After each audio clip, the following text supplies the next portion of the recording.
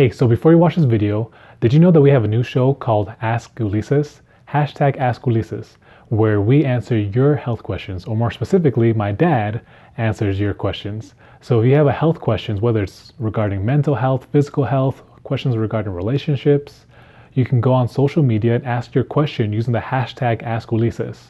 Or you can send us an email at askulises.com and we'll create videos of my dad answering those questions. Now, on to the video. Welcome back to our college video series, to College Corner. I'm Rebekah, I'm your host, and I'm here with my dad, Ulises Balanzedegi. He is going to be here with me. He's going to be answering some questions that are some hot topics about health for college students specifically. So today we're actually talking about stress. Yay! I say that. Good time. So, Dad, I have a question for you.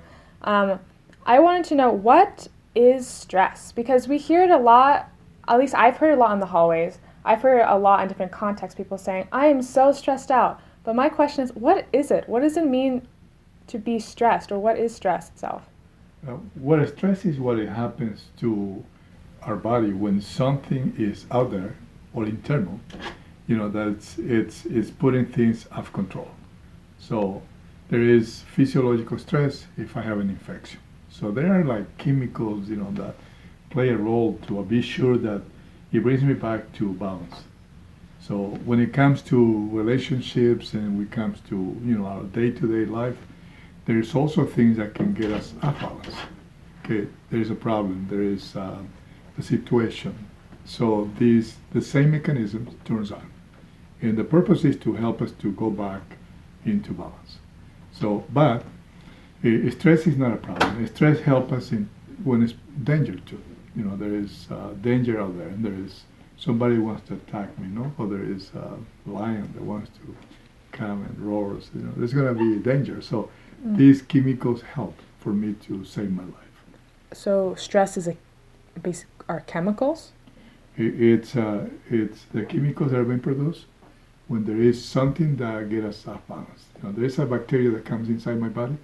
Immediately, the chemicals that the bacteria produces when it's eating out of whatever is part of me, okay, it will immediately turn the stress mechanism. So the healing takes place. There's inflammation, there's fever, there's things, and then there is chemicals that moves around. These chemicals help to communicate, so the body goes back into the healing part. So the bacteria are being killed, and then there's a little inflammation, and then after that I get healed.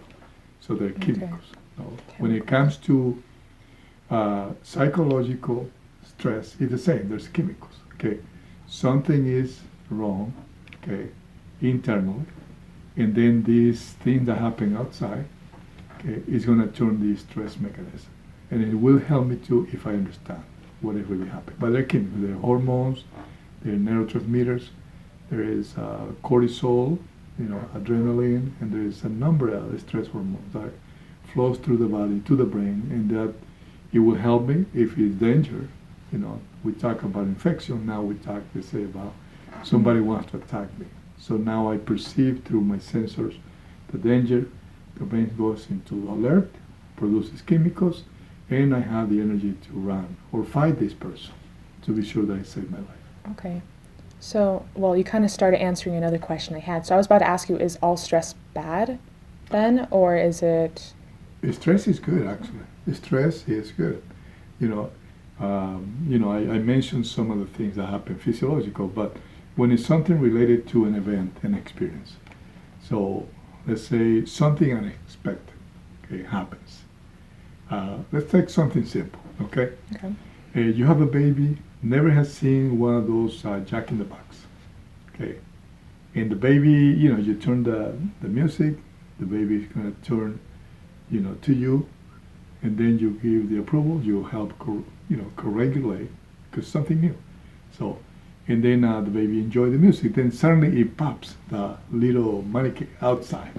The baby gets scared. So something new just happened, unexpected, the baby are here and seeing, so there are chemicals, process. This takes less than 1,000 of a second. So now the baby cries, no? And he looks for help because he feels insecure. The mom is there, holds him, okay, and he helps regulate, and the baby's, stress goes down. And then, he learns it's safe, and he will play later on with that toy. He'll be playing by himself. Later on, the baby will play without my company because I help to co-regulate this mechanism. So stress is good. Okay, what a problem is what stress is psychologically. No, when I interpret things as wrong, it's bad. So I don't understand and comprehend that this condition, because stress always comes with a response from the body. See, I do think that I'm never going to graduate, and start entertaining these thoughts, since this information produce maps in the brain, and they are out of truth, because it's not truth, because I not even know what's going to happen tomorrow, and I just predict that I'm not going to graduate, okay? Or I predict that I'm not going to have money, or I predict that nobody's going to love me, or that I'm not going to lose weight, or that I'm this way. So this is not really aligned with truth, because the information, that I have, and the capacity I have, it is already embedded in my brain. So when I create a statement that says something that is not even totally aligned with truth, the brain gets on alert. And the stress mechanism turns on, which is good, okay? Then the body responds. I feel like the little pain that comes with feeling emotions. And that will probably, if I understand what happened, I probably know that I have to stop thinking this way. And I have to realign my thoughts with, truth. So that happens, and that's good. My problem is if I don't really listen to and understand what happened, then I continue dismissing all this pain created by stress, because there's a little pain. If I feel sad or feel insecure or I feel afraid, so if I dismiss it and I just continue ruminating, building up the thoughts and supporting the thoughts, then these chemicals, cortisol, increases, and that's when it's bad. Okay, that's when I go spiraling. I start by thinking it's me, my fault, then to, it's everybody's fault, and then to generalize. Yes, I become to the point where I say, yes, I'm poor, I'm never going to change, or my wife is not going to change, or this is going to happen, I'm not going to graduate from school. So you continue floating these chemicals, and it creates a lot of problems in the body. So you're basically saying that once you entertain any sort of thought that's not necessarily like maybe true in the moment, that's when you're creating like stress, like at least the negative effects of stress in your body.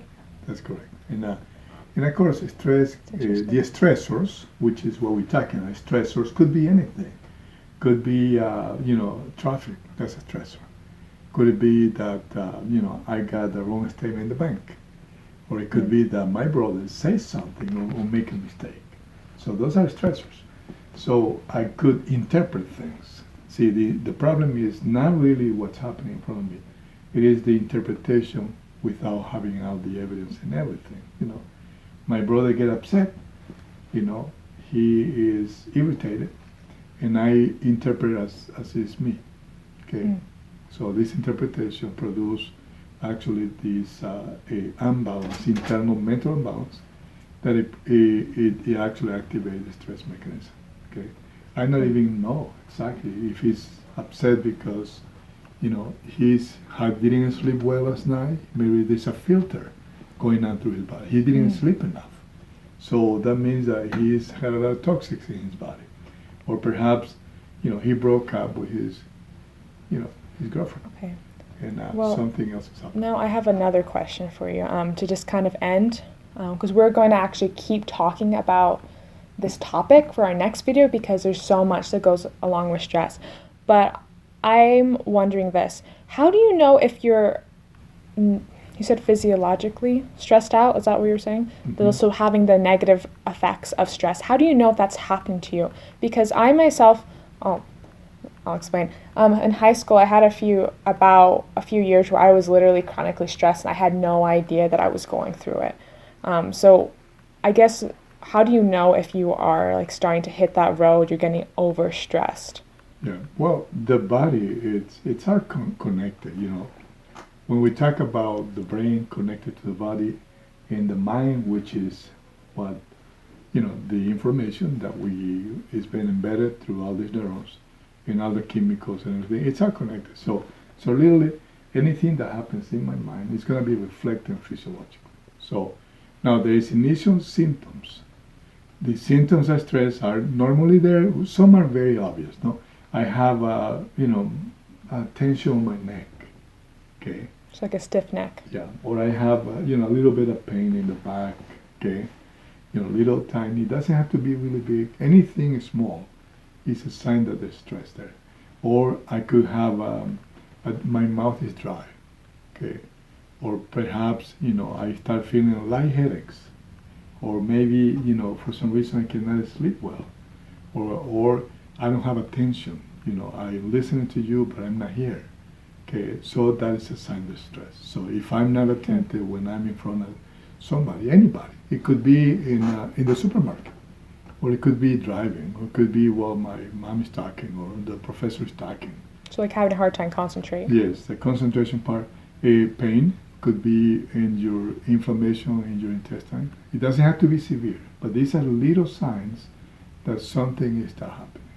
So it's not a good idea that this continues, because this can create inflammatory agents. Inflammation start taking place. That a year later or 5 years later, you might have gain weight on this area of the body. Okay, you start getting weight on your tummy.